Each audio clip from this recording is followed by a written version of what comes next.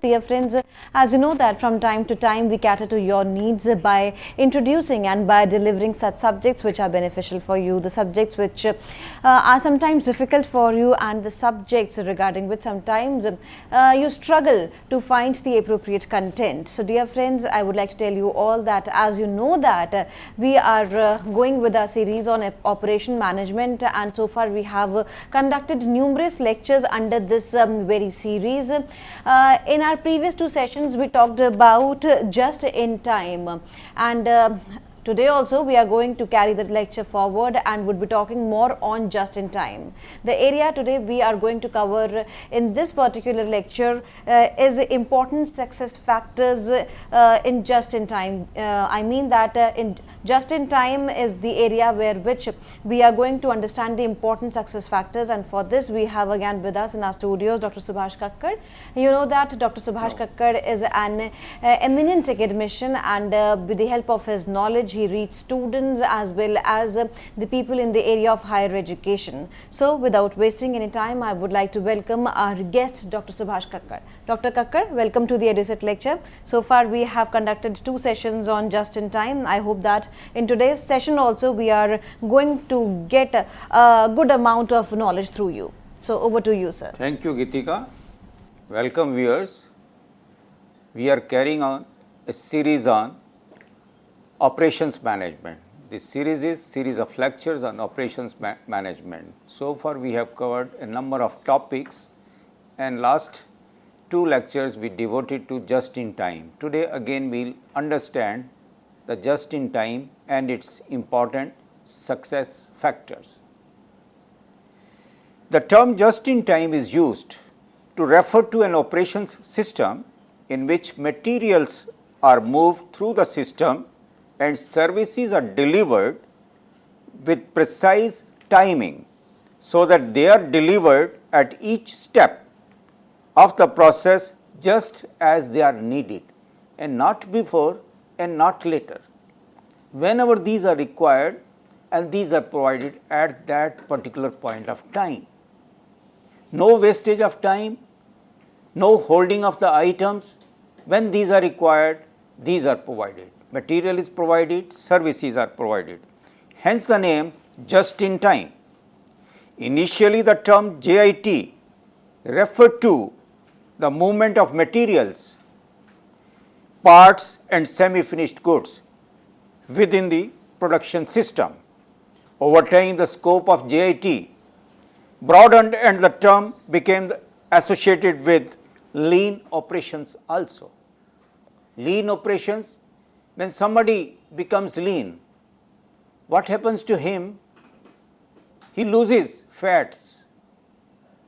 And similar way, in the operation system, whatever fats are there, if we remove those fats, the system becomes lean system, and this is called lean operations.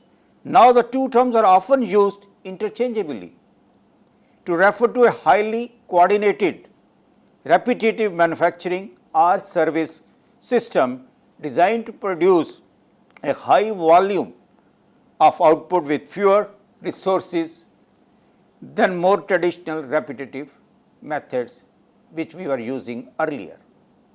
And this new technique JIT, the amount of resources required are minimal, and the requirement is there only when exact requirement is there and exact time is there, and with the result the total number of resources, the amount of resources required is minimum. Lean operations depends on having quality processes in place. Quality is an integral part of lean operation. Without high process quality, the lean operation cannot exist. And this is the kind of importance given to the quality in the JIT system. Quality is given the topmost priority, and systems are designed to have high volume of output with fewer resources than more traditional repetitive systems require. and but with the ability to accommodate more variety than traditional systems. In the traditional systems, we have limits on the amount of variety which we can manufacture or which we can provide. But with JIT, the variety can also be increased, and as I have already told, the quality is given the utmost importance while carrying out the operations using JIT system. Now, I will give you a little introduction to JIT. JIT or lean operations began as lean manufacturing in the mid 1900s. It was developed by the Japanese automobile manufacturer Toyota.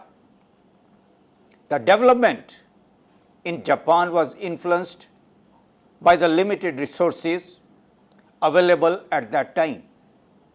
Not surprisingly, the Japanese were very much sensitive and concerned to waste and inefficiency.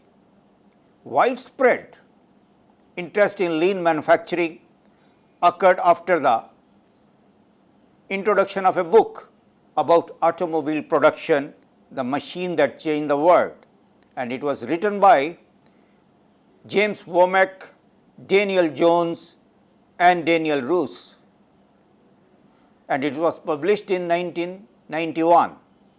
As described in the book, Toyota's focus was on elimination of all waste from every aspect of the process.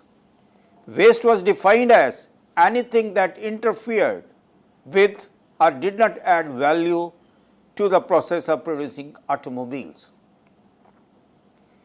A stunning example of potential of lean manufacturing was illustrated by the successful adoption of lean methods in the mid 1980s.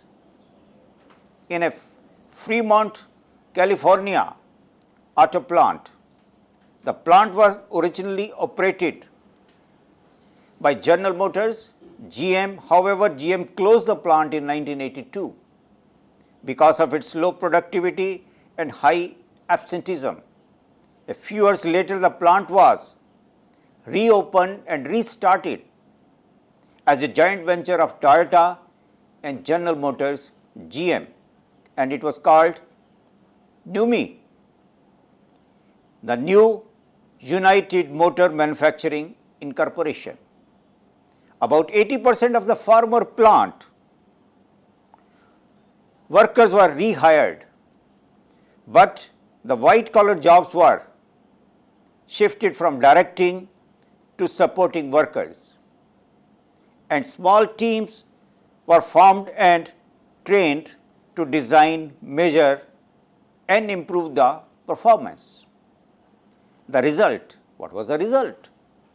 By 1985, productivity and quality improved dramatically, exceeding all other GM plants, and absenteeism was negligible.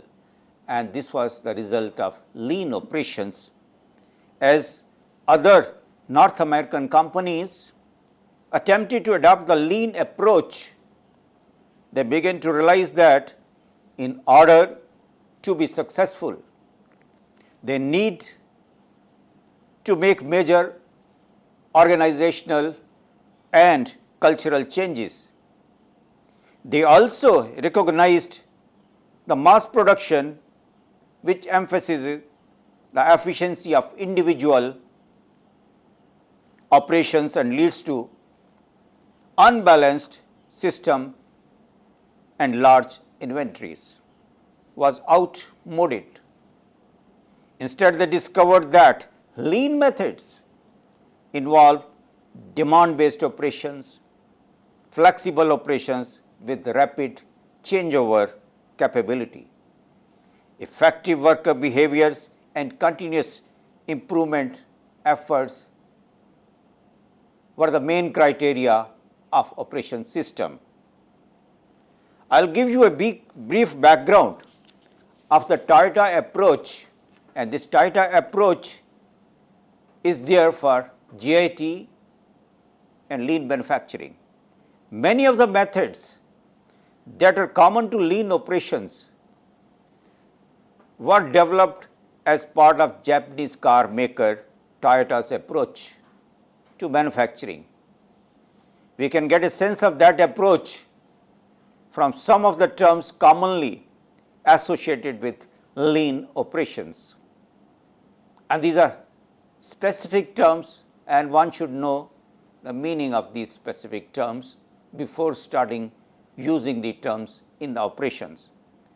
The first one is MUDA, M-U-D-A, waste and inefficiency, perhaps the driving philosophy. Waste and inefficiency can be minimized by using the following tactics. Kanban, a manual system used for controlling the movement of parts and materials that responds to signals of the need, that is demand. Demand signals are provided at the site in the factory so that one can know that at this particular area demand is there for a particular service, for a particular item. So, material should be provided at that stage. So, of the need for delivery of parts or materials, this applies both to delivery to the factory and delivery to each workstation. The result is the delivery of a steady stream containers of parts throughout the workshop. Each container holds a small supply of parts or materials, and new containers are delivered to replace empty containers. And this is a system which is under Kanban. Pull system, replacing material or parts based on demand, produce only what is needed. Haijunka is another term. Variations in production volume lead to waste. The workload must be leveled. Volume and variety must be averaged to achieve a steady flow of work through the system. So, these are the terms one should understand and then finally implement them. Kaizen, again Kaizen is regarding continuous improvement of the system, of the processes. There is always room for improvement. That should be understood by everybody working in the organization. So, this effort must be ongoing. So, there should be continuous improvement in the organization. Next is Jidoka, a quality at source. The meaning of Jidoka is quality at source. The quality must be given by the employee who is working on the system. Each worker is expected to perform ongoing quality assurance. The objective is to avoid passing defect and defective products to following workstations and to make workers aware of quality. Pokayoke, safeguards built into a process to reduce the possibility of committing an error. And then over and above, we are to concentrate on the teamwork, and we should give the utmost importance to the teamwork also. And this teamwork, without which nothing is possible. So, we should work towards building a team while carrying out the operations in the organization. So, today we have to discuss JIT. In short, the JIT meaning is a highly coordinated processing system in which goods move through the system and services are performed just as they are needed. And we have to understand this, then we can implement JIT or lean operations. The lean operations, a highly coordinated system that uses minimal resources and produces high quality goods or services. Here one has to understand there is a minimum use of resources, and second is we are to have a high quality product, and this is achieved through JIT and lean operations. Shortly we will discuss in short the TITA approach, which we have already discussed. MUDA, these are the terms which we have already explained. Waste and inefficiency. Kanban, a manual system that signals the need for parts or materials or services. Pull system, replacing material or parts based on demand, produce only what is needed. Haijunka, workload balancing. Kaizen, continuous improvement.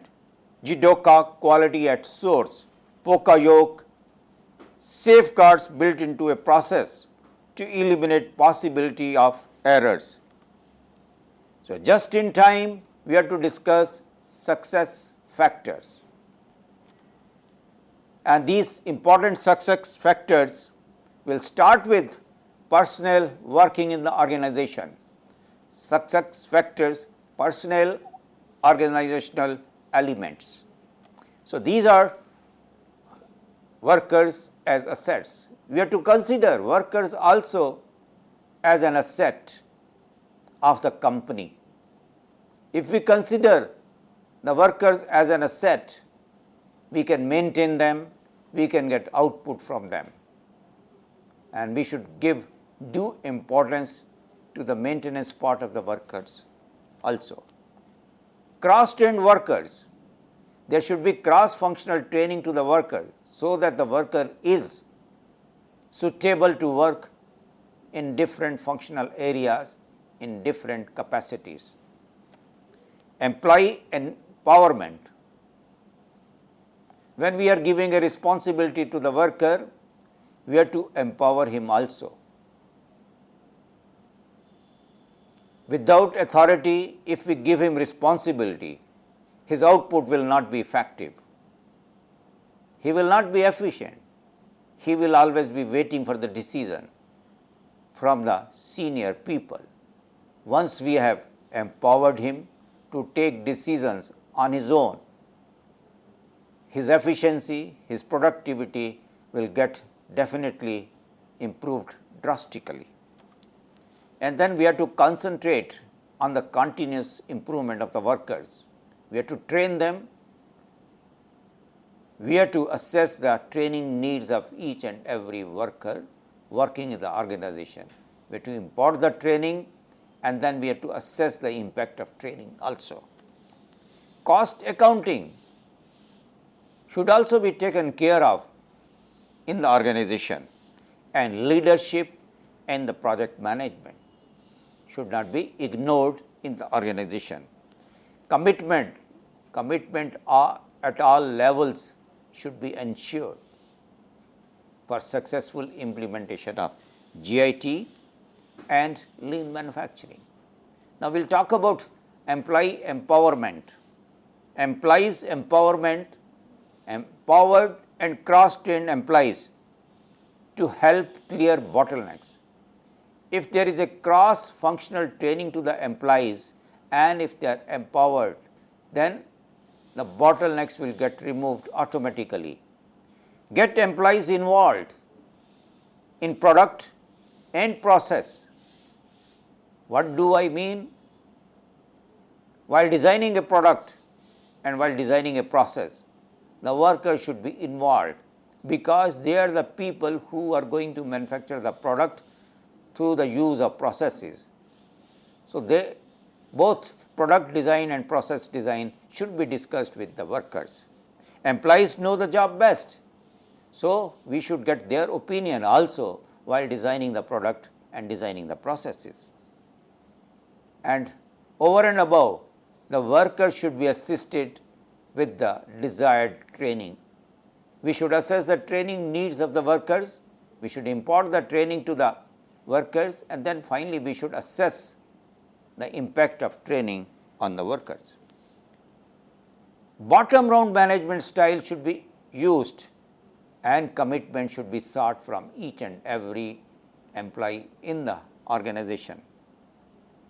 Support of management, employees and suppliers should also be taken care of.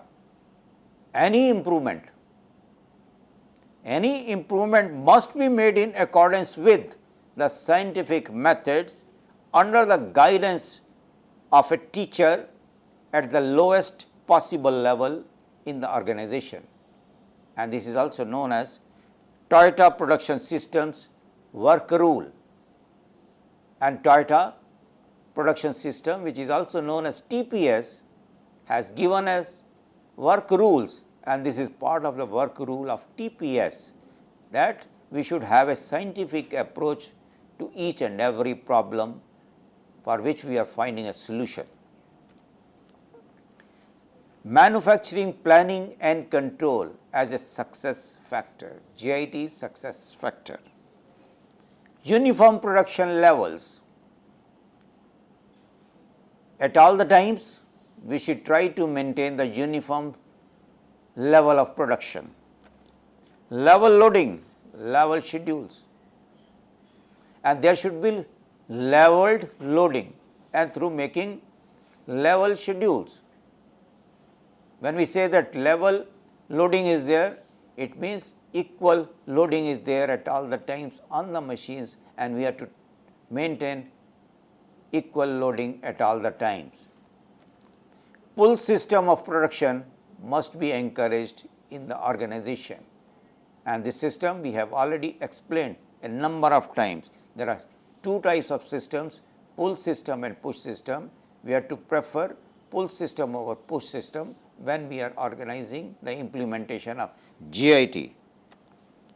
Visual systems we encouraged.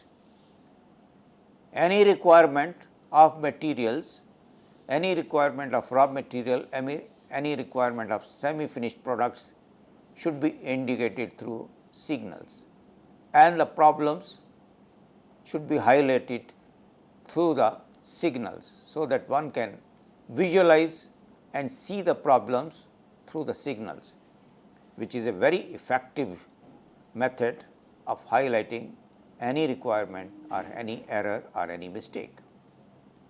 Reduced transaction processing. We should always work towards reducing the transaction processing time, so that efficient operations are there. Uniform production. What is meant by uniform production? Results from smoothing production requirements, and these production requirements should be leveled over the time, so that there is a leveled requirement from all the processes and all the equipment. Kanban systems can handle a variation of plus minus 10% demand. So, this Kanban system should be implemented along with JIT. Smooth demand across planning horizon. Entire planning horizon should be divided into different segments, and the demand should be equally divided among the different timing zones and timing horizons. Mixed model assembly steadies component production. So, mixed model assembly system should be implemented in the organization. Level schedules reduce ripple effect of small variations in schedules, that is final assembly. There are small variations in the demand, and these give ripples, and these small variations and their impact or effect should be avoided in the final assembly. Production quantities evenly distributed over time. We can use daily production schedules, we can use 7 days production schedules and fortnightly production schedules, even we can use monthly, but the production quantities required must be leveled, must be smoothened. Build same mix of production every day. Try to have a same mix of production every day. Say for example, items A and B are required and monthly quantities required are 40 and 60. So, daily quantities can be calculated like 2 and 3. So, by and large we should try to make this requirement uniform throughout the year. JIT scheduling tactics. Now, we will just concentrate on the JIT tactics which are used for scheduling, and this involves timing of operations. Scheduling in JIT requires what? Level loading.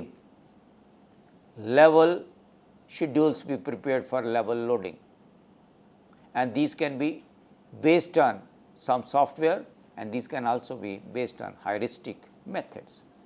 Zero deviation from schedules, performing 2 schedules, and there should not be any variation from the schedules which are once made. Once the planning has been done and schedules have been made, we should adhere to these schedules by all means, and there should not be variation in these schedules while starting the operations. Suppliers informed about schedules. Whatever schedules we have prepared, and the same should be informed to all the suppliers, so that they are ready with the raw material if they are supplying, they are ready with the semi-finished products if they are ready. So, small lots and seeking one piece make and one piece move. We should try to have small lot size. Here we are encouraging even the lot size can be 1. So, if we make 1 as a lot size, then it is 1 piece make and 1 piece move. The meaning is make 1 piece and move it further, make 1 piece and move it further, and the lot size is as minimum as 1 piece. Making each operation produce a perfect part with the zero tolerance. No defective part be produced in the process, and Kanban techniques should be employed by all means if we want a success of JIT system in the organization. And regarding pull and push systems, pull system for moving work where a workstation pulls output from the preceding station just as is needed, that is Kanban. Push system for moving work where output is pushed to the next station as it is completed. Push system is based on MRP, pull system is based on the demand. So, we should try to implement pull system in the organization. The pull system, material is pulled through the system when needed. Reversal of traditional push system where material is pushed according to a schedule, which is MRP, and forces cooperation. Prevent over and under production at all times. Kanban production control system. What is this Kanban? Kanban card or other device that communicates demand for work or material from the preceding station. In the organization, there are a number of workstations. Outside the workstation, Kanban card is displayed, which tells us what is required at this particular workstation, and this is given through Kanban card. Japanese word meaning signal or visible record may be a card or may be a flag, ball, etc. And this is part of Kanban system. Paperless production control system again is Kanban. Kanban card indicates standard quantity of production, what is required by that particular workstation. Used often with fixed size containers. Containers are of fixed size. Kanban card is specified on the empty container, and it means that that container needs filling up with the desired part, and that is given through Kanban card, and this is the Kanban system. Kanban production control system, the Kanban cards provide direct control, that is limit on the amount of work in process between cells. And this way we control the WIP, work in process inventory, also by use of Kanban. Derived from 2-bin inventory system. In inventory system, we use 2-bin, and the same 2-bin system is employed in Kanban. Maintains discipline of pull production, and then finally signifies an authority to pull or produce which comes from a downstream process. Production, Kanban authorizes production. And withdrawal, Kanban authorizes movement of goods. So, production Kanban authorizes production, and withdrawal Kanban authorizes movement of goods or material. So, this is an example of the Kanban card, a simple Kanban card, and this card is simply called Kanban. Determination of the number of Kanbans needed. Now, we will have a formula for calculating the number of Kanbans required in the system. Setting up a Kanban system requires determining the number of Kanbans or containers needed. Each container represents the minimum production lot size. An accurate estimate of the lead time required to produce a container is key to determining how many Kanbans are required. So, this is a formula for knowing the number of Kanbans which are required in the system. N is equal to D T within the brackets 1 plus x, the whole term is divided by C, where N is the total number of containers required and D is planned usage rate of using work center. T is average waiting time for replenishment of parts plus average production time for a container of parts, and X is policy variables set by management, possible inefficiency in the system, and C is the capacity of standard container. So, this way we can calculate the number of Kanbans required in the system. Now, we will see how the JIT works with the pull system. So, we have called it JIT demand pull logic. Here we have shown the customer and organization. We have also shown in the organization, and we have shown 3 workstations: fabrication system, sub-assembly system, and finally assembly system, and the 4th one is the vendor or the suppliers of the items. Now, how this system works? Look at the slide. Here the customer starts the process pulling an inventory item from final assembly. Now, consider this system as shown in the slide. Customer is waiting for the product and he has a demand, and now the demand is fulfilled by supplying him the material from the final assembly, which is part of the JIT system. So, this is shown by the arrow. From the final assembly, the product is given to the customer. When this happens, then sub-assembly work is pulled forward by that demand, because final assembly, the product which was lying in the final assembly has been given to the customer, then it will pull the items from the previous or preceding workstations, and preceding workstations are 2 in number, where we produce sub-assemblies, and these sub-assemblies will provide the items to the final assembly workstation. and the process continues throughout the entire production process and supply chain is maintained. Now, the sub-assemblies will demand the products from preceding workstations like this, and these are we have named as fabrication areas, fabricated products, and these go to the sub-assembly areas.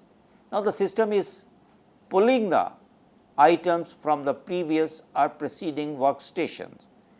Now, the fabrication area asks for the items from the vendors,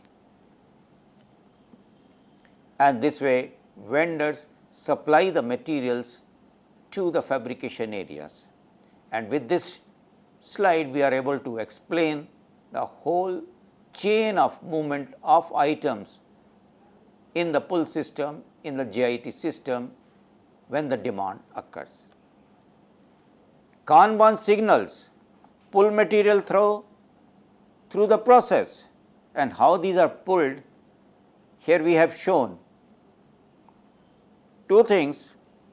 In the first, storage area is shown and the machine center is shown. In the second also, storage area is shown and the assembly line is shown.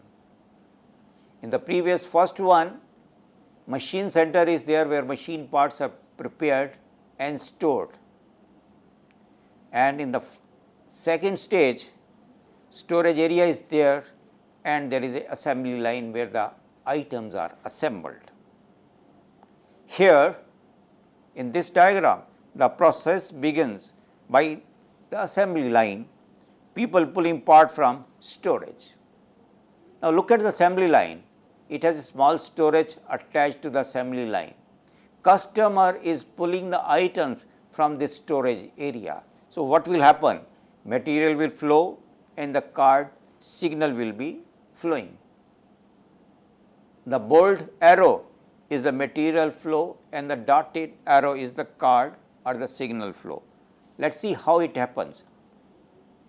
The material flows from the storage area to the assembly line and withdrawal Kanban will be shown.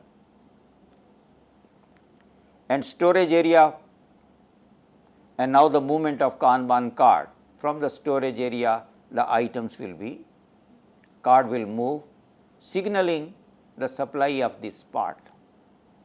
Production Kanban will be given to produce that item because something has been moved from the storage area and storage area is now less with that particular item. So, it will give a signal to produce the item now, and this Kanban card will signal the machine center to start production, and this bold arrow shows the material will move from the machine center to the storage area. Now, when it will move, because the production Kanban has given a signal to the machine center to produce the item, when this item is ready, it will be passed on to the storage area.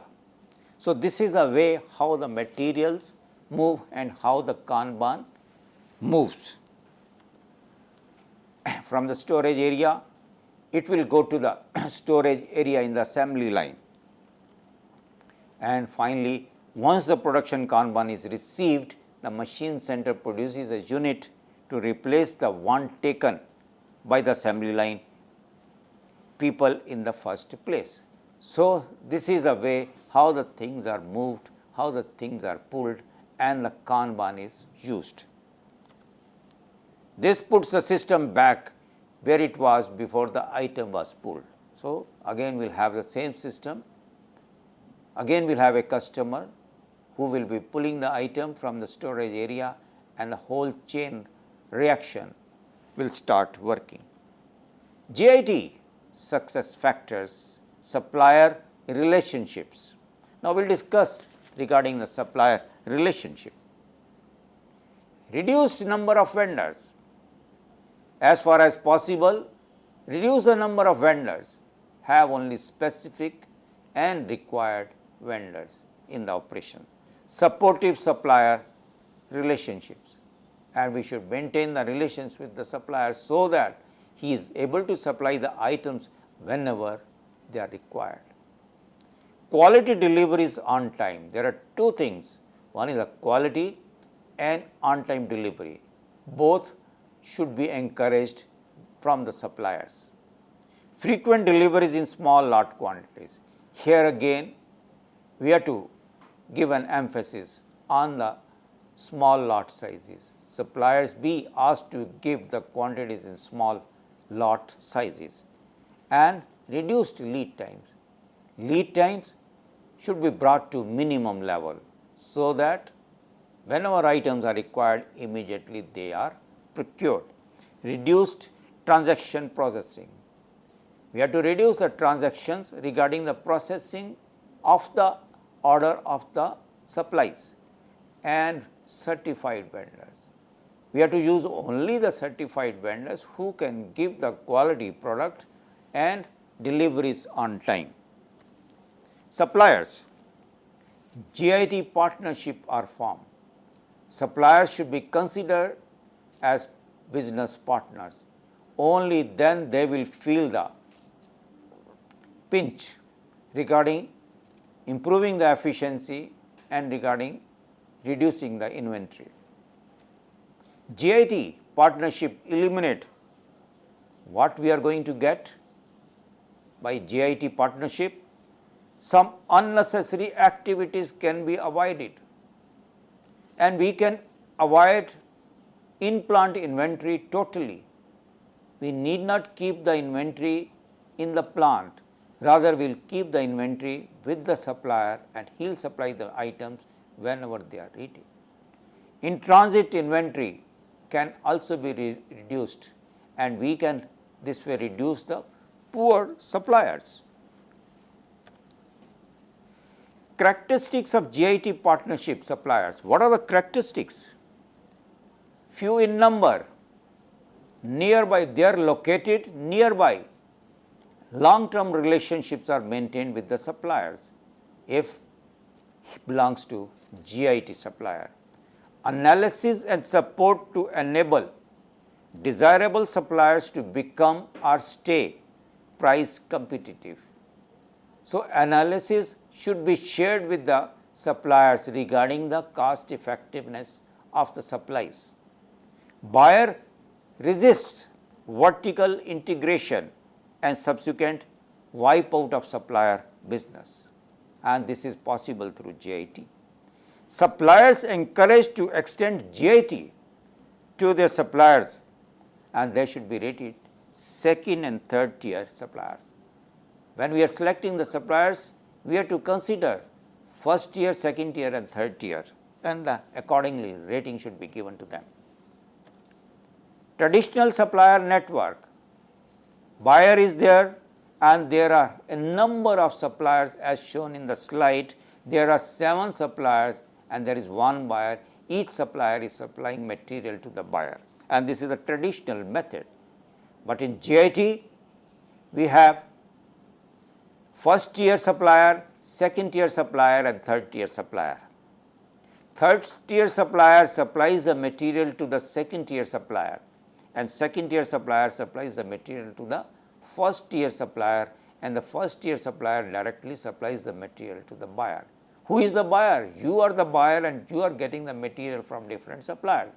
In traditional method, there are widespread of different suppliers, but in the JIT system and suppliers are rated also.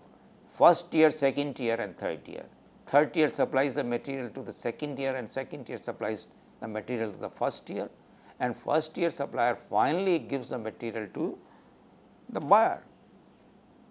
JIT success factors, preventive maintenance, another success factor for JIT. All activities involved in keeping equipment in working order are part of preventive maintenance system. We should have preventive maintenance schedules and we should adhere to these schedules.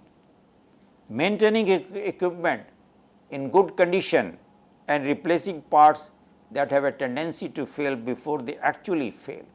That is the meaning of preventive maintenance. We should maintain the history cards of the equipment. We should maintain the preventive maintenance schedules. and then we should maintain the inventory of spares, so that we carry out the preventive maintenance and we should avoid breakdowns. Done to prevent failure, JIT requires what? Scheduled and daily preventive maintenance. We should have schedules for preventive maintenance and we have to implement these schedules. Operator involvement in preventive maintenance. There are two types of people working in the organization. One who are working with the operation of the machines. Second type of people who are maintaining the machines, means maintenance people. When we are making preventive maintenance schedules, we should involve operators also, their opinion also, and their opinion should be given importance while designing the preventive maintenance system. He knows the machine very well and responsible for product quality also, and he knows that what exactly is to be carried out on the machine. Total productive maintenance. The concept of TPM be implemented so that we get success of JIT. Breakdown maintenance. Repairs to make failed machine operational, that is breakdown maintenance. On the other hand, preventive maintenance, a system of periodic inspection and maintenance to keep machines operating all the time without failure. TPM combines preventive maintenance and total quality concepts. Here both concepts are built in one. We take into account the quality aspect so that machine keeps on giving us quality products all the time. The moment it starts giving us bad quality product, before that we have to stop the machine and do the preventive maintenance, so that all the time when the machine is in functional mode, it should give us good quality product only. TPM requires management to design products that can be easily produced on existing machines and design machines for easier operation and changeover maintenance. Train and retrain workers to operate machines what are needed to produce the items.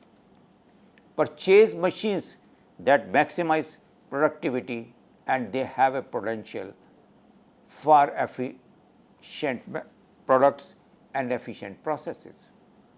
Design preventive maintenance plan spanning life of machines. So, we should have a plan which should be there for the entire life of the machine. Housekeeping standards should also be maintained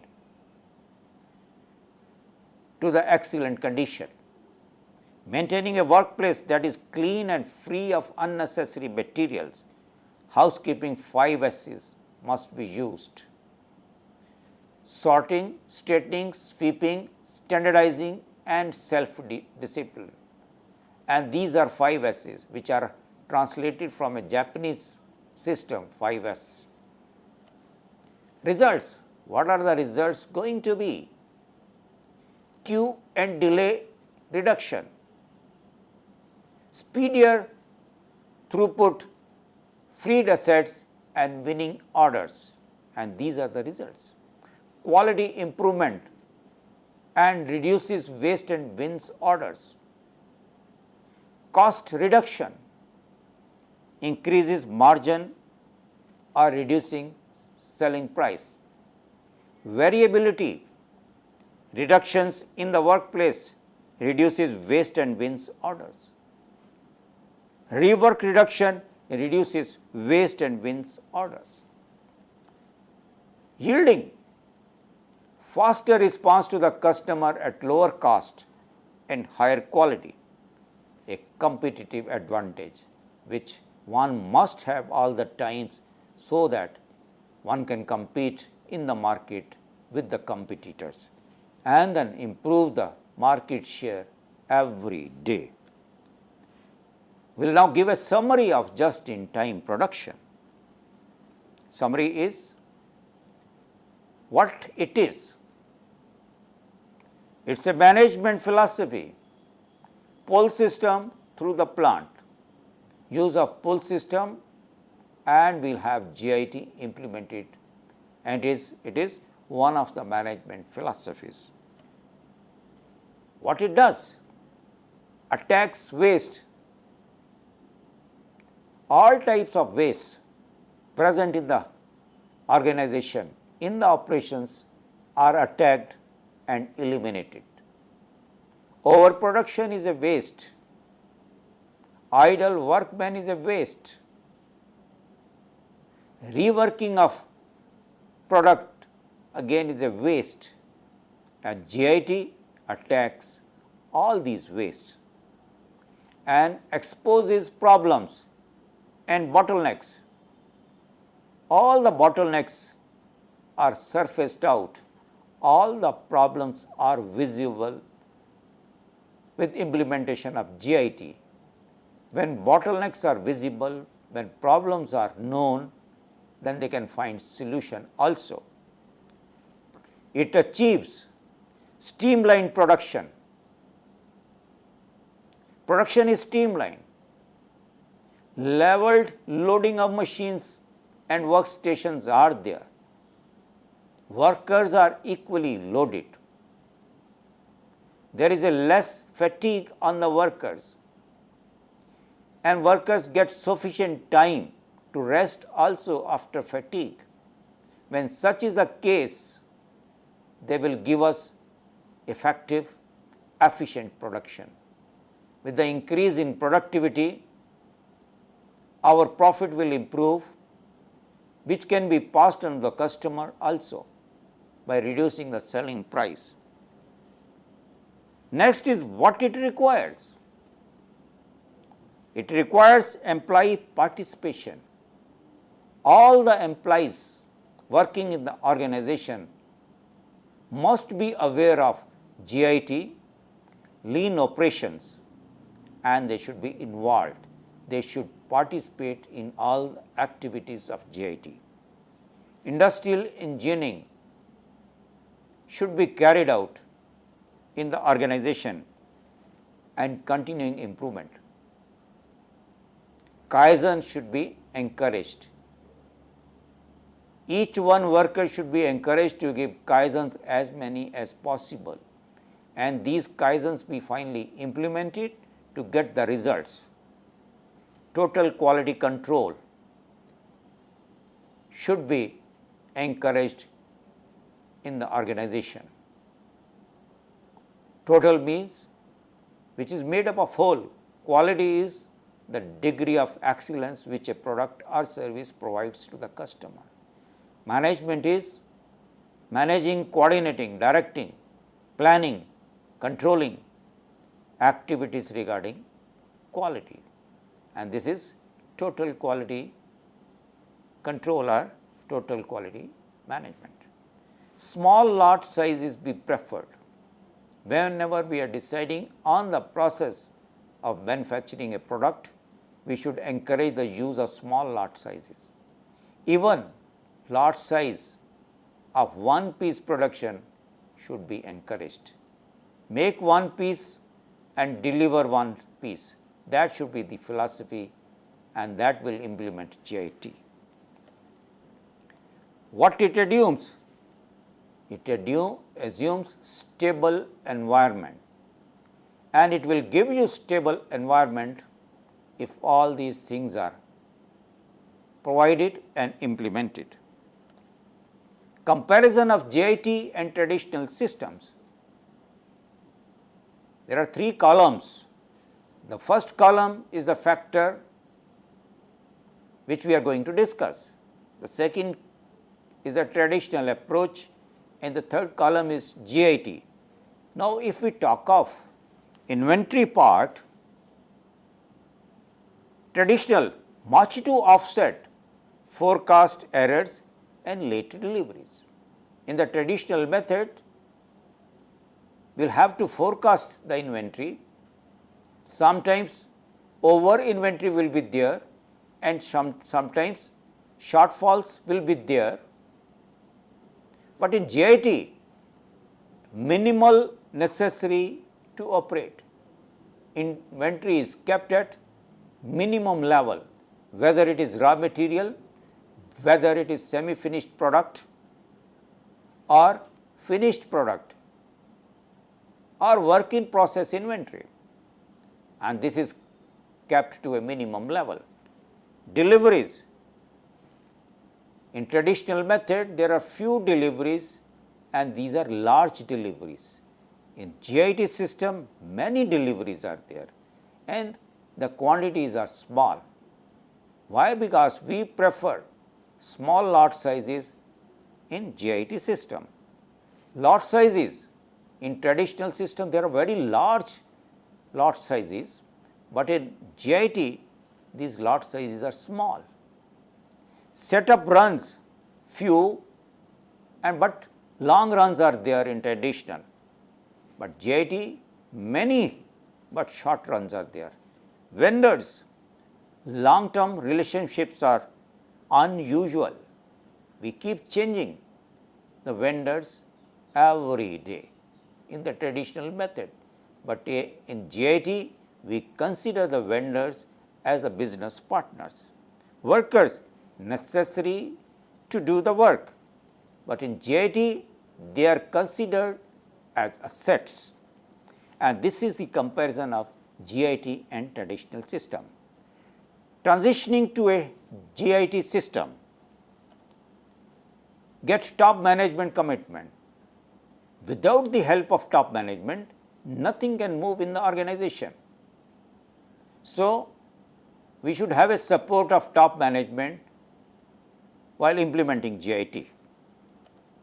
Decide which parts need most effort and most priority and most attention, and that should be listed and given due importance. Obtain support of workers, and this can be possible. First, we provide the awareness training to the workers, then implementing training to the workers regarding JIT. Start by trying to reduce setup times. First, we should attack the setup times. They should be reduced, and they should be reduced with the help of operators. Gradually convert operations to JIT system and convert suppliers to JIT philosophy, and this is only possible if we pass on the schedules in advance to all the suppliers, so that they are ready with the items which they are going to supply to the organization. Prepare for obstacles, and we should identify the bottlenecks and the problems and the obstacles in advance, so that we can have solution to these problems, these obstacles and these bottlenecks. Obstacles to conversion. Management may not be committed, and this is an obstacle. Workers management may not be cooperative. Again, this is an important obstacle which should be avoided, and may be difficult to change company culture, because JIT requires a total change of culture, and sometimes it becomes difficult to change the culture of the organization. And suppliers may resist. Why? Obvious reasons are there. Suppliers may resist JIT, so unwilling to commit resources, uneasy about long term commitments. Frequent small deliveries may be difficult, burden of quality control shifts to supplier. Frequent engineering changes may cause JIT changes. So, viewers, today we discussed the important success factors for implementing JIT, and we also discussed what are the obstacles in implementing JIT, who can help us in implementing JIT, and what are the benefits. I hope I am able to make all things clear to the viewers. Thank you so much. With this note, thank you, sir. Thank you so very much for giving once again a productive session to us. Thank you, sir. Thank you.